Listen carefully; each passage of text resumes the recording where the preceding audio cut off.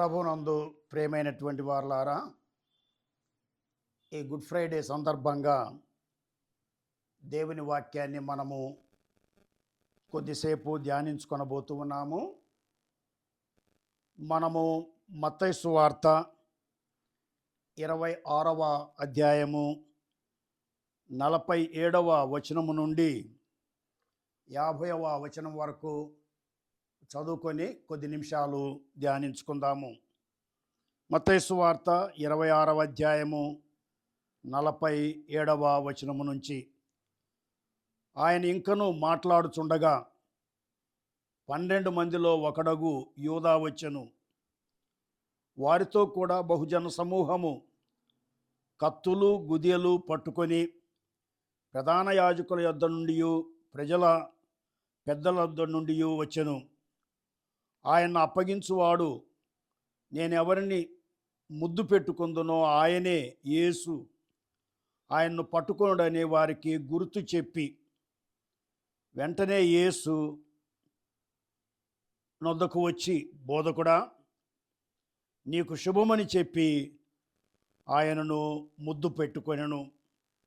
యేసు, చెలికాడా, నీవు చేయవచ్చినది చేయుమని అతనితో చెప్పగా, వారు దగ్గరకు వచ్చి ఆయన మీద పడి ఆయనను పట్టుకొనిరి. ప్రియమైనటువంటి వారలారా, ఈ సమయంలో నేను చదివినటువంటి లేఖన భాగము మనందరికీ కూడా బాగా పరిచయమైనటువంటి విషయము. అనేక సంవత్సరాల నుండి మనము గుడ్ ఫ్రైడే సందర్భంగా దేవుని వాక్యాన్ని ధ్యానం చేసుకుంటూ ఉన్నాము. ఈ గుడ్ ఫ్రైడే సందర్భంగా ప్రత్యేకముగా మనకు జ్ఞాపకానికి వచ్చేది ఎవరు అని అంటే, మన ప్రభు అయినటువంటి యేసుక్రీస్తు సిలువలో మరణించాడు. ఆ సిలువలో ఉన్నప్పుడు ఆయన పలికినటువంటి 7 మాటలు. అయితే ఈ యొక్క ఉదయకాల సమయాన యేసు ప్రభువును మరి సిలువకు అప్పగించటానికి సాతానుడు వాడుకున్నటువంటి యూదా ఇస్కరియోతును గురించి మనము కొన్ని విషయాలు నేర్చుకొనబోతూ ఉన్నాము. మనము దేవుని వాక్యములో చూసినట్లయితే, ఈ లోకములో సేవ చేయటానికి యేసు ప్రభువు 12 మంది శిష్యులను ఏర్పాటు చేసుకున్నాడు. ఆ శిష్యుల యొక్క జాబితా మత్తయి సువార్త, మార్కు సువార్త, లూకా సువార్త, అపోస్తుల కార్యముల గ్రంథము 1వ అధ్యాయములో మనం చూస్తూ ఉన్నాము. మత్తయి సువార్తలోనైతే 10వ అధ్యాయము మొదటి 4 వచనాల్లో, మార్కు సువార్తలోనైతే 3వ అధ్యాయము 13వ వచనము నుంచి 19వ వచనం వరకు, లూకా సువార్తలోనైతే 6వ అధ్యాయము 12 నుంచి 16 వచనాలు, అపోస్తుల కార్యముల గ్రంథములోనైతే 1వ అధ్యాయము 13 వచనాలు. ఈ రెఫరెన్స్లన్నీ కూడా నేను ఎందుకు చెప్పాను అని అంటే, యేసు ప్రభు 12 మంది శిష్యులను ఏర్పాటు చేసుకున్నటువంటి ఆ జాబితాలో యూదా ఇస్కరియోతు యొక్క పేరు చిట్ట చివరిగా మనం చూస్తూ ఉన్నాం. అయితే ఈ యూదా ఇస్కరియోతును ప్రభు ఎందుకు ఏర్పాటు చేసుకున్నాడో అనేటువంటి విషయము అది వేరొక విషయం. అయితే ఆ గెత్సేమనే తోటలో యూదా ఇస్కరియోతు ఆ రాత్రి పూట మరి వెళ్ళి యేసు ప్రభువును ముద్దు పెట్టుకొని ఆయనను అప్పగించినట్లుగా మనము చూస్తూ ఉన్నాము. వెంటనే యేసు నొద్దకు వచ్చి, బోధకుడా, నీకు శుభమని చెప్పి ఆయన్ను ముద్దు పెట్టుకొనెను. యేసు, చెలికాడా, నీవు చేయవచ్చినది చేయమని అతనితో చెప్పగా. ప్రియులారా, ఈ సిలువ వృత్తాంతంలో మనకు ఆశ్చర్యాన్ని కలిగించేది ఏమిటి అని అంటే, యేసు ప్రభు శిష్యుల్లో ఒకడైనటువంటి యూదా ఇస్కరియోతు యేసు ప్రభువును అప్పగించటం. 3.5 సంవత్సరాలు యేసు ప్రభుతో కూడా ఉండినటువంటి వాడు. 12 మంది శిష్యుల్లో ఒకడుగా ఎన్నుకోబడినటువంటి వాడు, మరి యేసు ప్రభుతో కూడా ఉండి ఆ అద్భుతాలు చూచినటువంటి వాడు, బోధలు విన్నటువంటి వాడు. మరి ఇన్ని విషయాలు యోధ ఇస్కరియోతు జీవితంలో ఉన్నా కూడా ఎందుకు యేసు ప్రభువును 30 వెండి నాణేలకు అప్పగించాడో మనం అర్థం చేసుకోవటము, దాని నుండి మనము కొన్ని పాఠాలు నేర్చుకోవటము అనేటువంటిది చాలా ప్రాముఖ్యమైనటువంటి విషయం.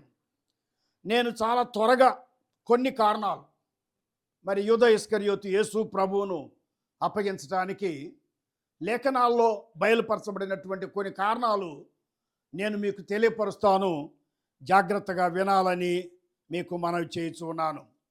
యూదా ఇస్కరియోతును గురించి మన అందరికీ తెలిసినటువంటి విషయం గనక విపులంగా నేను ప్రతి లేఖన భాగాన్ని చదవలసినటువంటి అవసరత లేదు. యేసు ప్రభువును యూదా ఇస్కరియోతు 30 వెండి నాణేలకు అప్పగించడానికి మొట్టమొదటి కారణం ఏంటంటే, యేసు ప్రభువు యూదా ఇస్కరియోతును ఏర్పాటు చేసుకున్నాడు, కానీ యూదా ఇస్కరియోతు అయితే యేసు ప్రభునందు విశ్వాసముంచిన వాడు కాదు అనేటువంటి విషయాన్ని మనం యోహాను సువార్త 6వ అధ్యాయము 64వ వచనములో తెలుసుకుంటున్నాం. మీలో విశ్వసించని వారు కొందరున్నారని వారితో చెప్పెను. యేసు ప్రభు చెప్పిన మాటలు. విశ్వసించని వారెవరో, తన్ను అప్పగింపబో వాడెవడో మొదటి నుండి యేసునకు తెలియను. చూడండి ఎంత హృదయానికి నొప్పి కలిగించేటువంటి విషయమో. యేసు ప్రభు అంటున్నాడు, మీలో విశ్వసించని వారు కొందరున్నారు. ఆ 12 మంది శిష్యులను ఉద్దేశించి ప్రభు ఈ మాటలు చెప్తూ ఉన్నాడు. కనుక యూదా ఇస్కరియోతు యేసు ప్రభువును అమ్ముకోవటానికి లేక అప్పగించటానికి ఎందుకు సాహసించాడు అని అంటే, మొదటి నుండి కూడా యూదా ఇస్కరియోతు యేసు ప్రభువును విశ్వసించిన వాడు కాదు. కనుక మనలో ఎవరైనా కూడా మరి చర్చికి వస్తూ ఉండవచ్చు, బాప్తీసం తీసుకోవచ్చు, కానీ వ్యక్తిగతంగా యేసు ప్రభువునందు విశ్వాసముంచి ఉండకపోయినట్లయితే అలాంటి శోధనకు గురి కావటానికి అవకాశం ఉన్నది.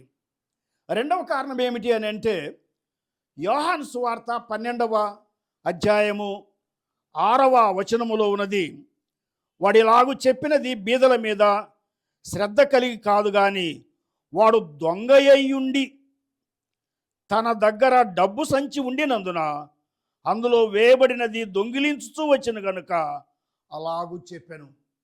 చూడండి, 12 మందిలో ఒకడుగా ఉన్నాడు, యేసు ప్రభు బోధలు వింటూ ఉన్నాడు. కానీ ఈ యూదా ఇస్కరియోతు ఎలాంటి వాడు అని అంటే దొంగ అని ప్రభు చెప్తూ ఉన్నాడు. అతనికి ధనాపేక్ష ఎక్కువగా ఉన్నది, అతనికి ఆ డబ్బు కావాలి. కనుక యేసు ప్రభువును అమ్ముకోవటానికి మరి ఒక ప్రధానమైనటువంటి కారణం ఏంటంటే ధనాపేక్ష. యేసు ప్రభు యొక్క శిష్యులముగా, నిజమైనటువంటి క్రైస్తవులముగా మనకు ధనము కావాలి, కానీ ధనాపేక్ష ఉండకూడదు. ధనాపేక్ష సమస్తమైనటువంటి కీడులకు మూలము. మూడవ కారణం ఏమిటి అని అంటే, యూదా ఇస్కరియోతు యొక్క ఇంటి పేరును బట్టి అతడు గలిలయుడు కాదు. అపోస్తులు అందరూ కూడా ఎక్కువ భాగము గలిలయకు సంబంధించినటువంటి వారు, కానీ ఇతడు ఒక్కడు మాత్రమే బయటవాడుగా మనకు కనబడుతూ ఉన్నాడు. కనుక యేసు ప్రభు ప్రేమతో యూదా ఇస్కరియోతును 12 మంది శిష్యుల్లోనికి ఒకడుగా తీసుకున్నా కూడా యేసు ప్రభువును అప్పగించడానికి మరి ముందుకు వెళ్ళాడు. 4వ కారణం ఏమిటి అని అంటే, యూదా ఇస్కరియోతు యేసు ప్రభువును 30 వెండి నాణేలకు ఎందుకు అప్పగించాడు అని అంటే, ఇస్కరియోతు అనేటువంటి ఆ మాట సైకారి అనేటువంటి పదానికి సంబంధించినదని కొందరు పండితుల యొక్క అభిప్రాయం. అంటే ఈ సైకారి అనేటువంటిది యూదుల యొక్క ఆ తీవ్రవాదుల గుంపు, ఆ యూద అందులో ఒకడని ఒక ఊహ కూడా ఉంది. అంటే యేసు ప్రభు తన శిష్యవర్గంలో చేర్చుకాకముందు ఈ యూదా ఇస్కరియోతు ఒక తీవ్రవాద గుంపులో ఉన్నటువంటి వాడు. తన అభిప్రాయాలు మారలేదు యేసు ప్రభు పట్ల, ధనము పట్ల. ఆ కారణం చేత యేసు ప్రభువును అప్పగించాడు అని మనము చెప్పుకోవటంలో తప్పేమీ కూడా లేదు. అంత మాత్రమే కాకుండా యోహాను సువార్త 6వ అధ్యాయము మనము చూసినట్లయితే 70వ వచనములో 71వ వచనములో అక్కడ ఏమున్నది అని అంటే, అందుకు యేసు, నేను మిమ్మల్ని 12 ఏర్పరచుకొనలేదా, మీలో ఒకడు సాతాను అని వారితో చెప్పి, సీమోను ఇస్కరియోతు కుమారుడైన యూదా 12 మందిలో ఒకడై ఉండి ఆయన అప్పగింపబోచుండెను గనుక వానిని గూర్చి ఆయన ఈ మాట చెప్పెను, మీలో ఒకడు సాతానుడు, మీలో ఒకడు సాతానుడు. ప్రియులారా, యేసు ప్రభువును వాస్తవంగా నమ్ముకున్న వారిలో సాతానుడు ప్రవేశించడానికి వీల్లేదు. ఎందుకంటే మన హృదయాల్లో ప్రభు అయిన యేసు క్రీస్తు ఉన్నాడు, తండ్రి అయిన దేవుడు ఉన్నాడు, పరిశుద్ధాత్ముడైన దేవుడు ఉన్నాడు. కనుక మన హృదయాల్లో ప్రభు ఉన్నప్పుడు సాతానుడు ప్రవేశించేదానికి ఎంత మాత్రమును కూడా వీల్లేదు. అయితే యూదా ఇస్కరియోతు సాతానుడు అని ప్రభువే చెప్పినట్లుగా మనము చూస్తూ ఉన్నాం. అయితే యేసు ప్రభు నమ్ముకున్నటువంటి వారి యొక్క హృదయాల్లోనికి సాతానుడు ప్రవేశించడు, కానీ మరి సాతానుడు బయట నుండి వారిని ప్రభావితం చేయటానికి అవకాశం ఉన్నది అని పేతురు యొక్క జీవితం ద్వారా మనం అర్థం చేసుకుంటున్నాం. అందుకనే పౌలు అంటాడు తిమోతితో, సాతానుకు చోటివ్వద్దు, give no room for Satan. కనుక సాతానుకు మనం చోటిచ్చినట్లయితే వాడు మనల్ని తన వశం చేసుకోవటానికి ప్రయత్నము చేస్తాడు. అంత మాత్రమే కాకుండా యోహాను సువార్త 13వ అధ్యాయము 27వ వచనములో మనం చూసినట్లయితే, సాతానుడు యూదా ఇస్కరియోతులో ప్రవేశించాడు, వాడు ఆ ముక్క పుచ్చుకొనగానే సాతాను వానిలో ప్రవేశించెను, సాతాను వానిలో ప్రవేశించెను. ఎంత భయంకరము! 3.5 సంవత్సరాలు ప్రభుతో కూడా ఉండినటువంటి ఈ శిష్యుని యొక్క జీవితంలో సాతానుడు ప్రవేశించాడు. కారణం ఏంటంటే సాతానుకు చోటిచ్చాడు. అంత మాత్రమే కాకుండా మరి ఒక కారణము, 7వ కారణం అనుకుంటాను, యోహాను సువార్త 13వ అధ్యాయము మరి 9 నుంచి 11 వచనాల వరకు చూసినట్లయితే యేసు ప్రభు అంటాడు, మీరు కేవలము మీరు పవిత్రులై ఉన్నారు, అయితే మీలో ఒకడు, మీలో అందరూ పవిత్రులు కారు, మీలో అందరూ పవిత్రులు కారను. యేసు ప్రభువును నమ్మినటువంటి వారిని ఉద్దేశించి, మీలో అందరూ పవిత్రులు కారు, ఇదిగో ఈ యొక్క శిష్య బృందంలో ఒకడు అపవిత్రుడు ఉన్నాడు. ఎవరు అపవిత్రుడు అంటే యూదా ఇస్కరియోతు. తను అప్పగించబోతూ ఉన్నాడని యేసు చక్కగా ఎరిగినటువంటి వాడు. ప్రియులారా, ఈ గుడ్ ఫ్రైడే సందర్భంగా ఈ మాటలు యేసు ప్రభు యూదా ఇస్కరియోతుని గురించి చెప్తూ ఉంటే ఆయన హృదయంలో ఉన్నటువంటి ఆ వేదనను అర్థం చేసుకోవాలని మీకు మనవి చేయుచు ఉన్నాను. కనుక యూదా ఇస్కరియోతు యేసు ప్రభు యొక్క శిష్యవర్గంలో ఉన్న, ఆయనతో నడిచిన, ఆయన బోధలు విన్నా, ఆయన అద్భుతాలు చూచినా కూడా అవేమీ కూడా యూదా ఇస్కరియోతు జీవితంలో పనిచేయలేదు. కానీ సాతానుడు అతనిలో ప్రవేశించి యేసు ప్రభువును 30 వెండి నాణ్యాలకు అమ్మేటట్టుగా చేశాడు. ఇంత స్వామి ద్రోహము చేసినప్పటికీ యేసు ప్రభు ఏమన్నాడంటే, చెలికాడా, మనం చదువుకున్నటువంటి భాగంలో, చెలికాడా నువ్వు ముద్దు పెట్టుకొని ఆ మనిషి కుమారుని అప్పగిస్తూ ఉన్నావా? ప్రియులారా, యేసు ప్రభువు యూదా ఇస్కరియోతును ప్రేమించాడు. ఎంతవరకు ప్రేమించాడు? యోహాను సువార్త 13వ అధ్యాయము మొదటి వచనములో చూస్తే, తాను ఈ లోకము నుండి తండ్రి యొద్దకు వెళ్ళవలసిన గడియ వచ్చినని యేసు పస్కా పండుగకు ముందే ఎరిగిన వాడై లోకములోనున్న తన వారిని ప్రేమించి వారిని అంతం వరకు ప్రేమించాడు. వారిని అంతం వరకు ప్రేమించాడు.